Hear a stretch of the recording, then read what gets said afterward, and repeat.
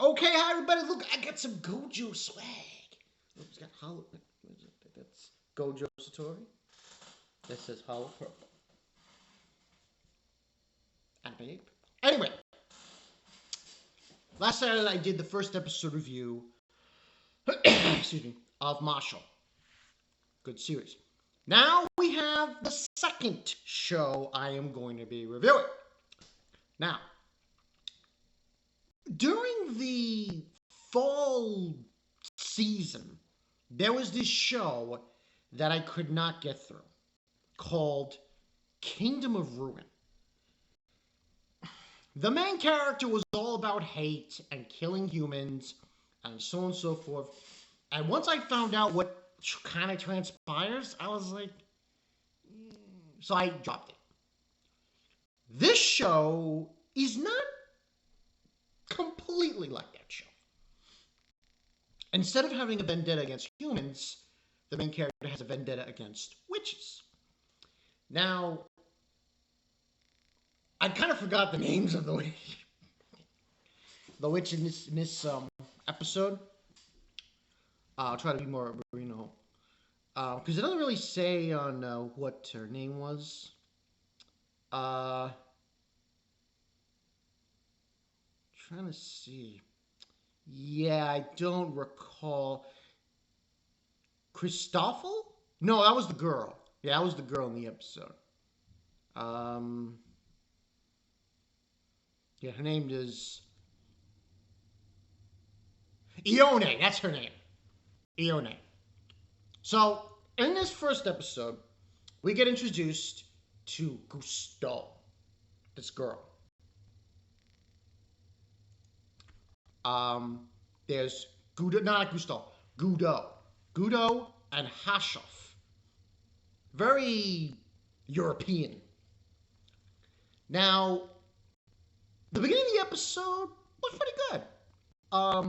In the intro, the opening was weird.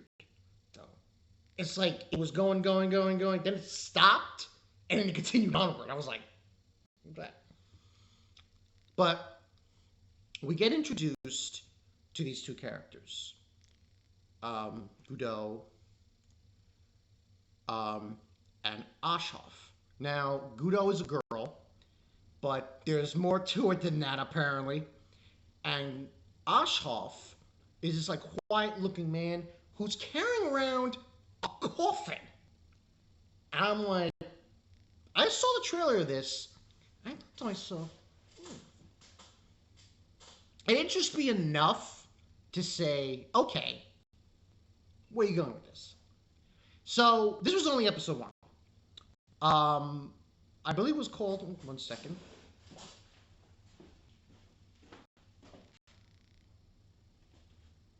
Ah, The Witch and the City of Blazing Red. Now we get introduced to these two. They're looking for a witch. They bump into this girl. I think her name. I believe her name was Justoffel. Um, and basically, we get introduced to the witch. Her name was Ione, I think. I'm not really sure, completely sure, but I believe that's what her name was. Anyway, so we get that introduction. I believe that's what her name was. And she's looking for the witch, Gudo and Ashaf. And eventually find her. But in the process of finding her, this moment in this episode is ridiculous. A giant shark with arms and legs. Now, surprisingly enough, this was someone who was using magic, transformation magic, on himself. I was like, whoa, you're going real hard on this one. The witch shows up, she takes care of it. Now, surprisingly enough, she attacked him, Gudo, and Ashaf told him, no, don't listen to me. I really like Ashaf as a character. He's very mysterious, and he's soft-spoken, and, you know, he's smoking a cigarette, and, yeah, it's cool. But they confront them, but then they leave. And they do some research to find out what the truth of the city is. I might as well tell you. There was a huge fire. I think it was like 400 years ago or something like that. And the witch who's there, Ione, by the way, the girl that's with her is her apprentice. Her grandmother sealed the fire, but they thought she did it, and they burned her to the stake. And this day specifically is important because she intends to use her apprentice and the other girls there as keys to unlock the fire. Now, we get some explanations later on, but for majority of the episode, there's the reveal that she's evil. Oh my god! You know, like, and her apprentice is freaking out. Her arms are gone. Her legs are gone. One person gets turned into a purple tentacle. They eventually get to them, and, you know, it looks like the witch has everything in hand. She takes out Godot. But there's more to the story. Apparently, Godot is a specific thing. So, remember I told you about that coffin? Here, kipping liquor in there. Legit. She gets scared, but then ashaf opens the coffin, and this beast comes out. That's all, hence the title, The Witch and the Beast. But also there's a scene I forgot to mention where she kisses the witch. That's another way to break the curse. You kiss a witch. Anyway, this beast comes out. I was like, whoa, okay. Very intriguing. And they have their fight, and obviously they don't kill the witch, because we later learn they're part of this organization to keep in check the order of magic, by magic, for magic. I forgot the title of the organization. I think it's called the Magic Organization Magic Resonance? I'm not really sure.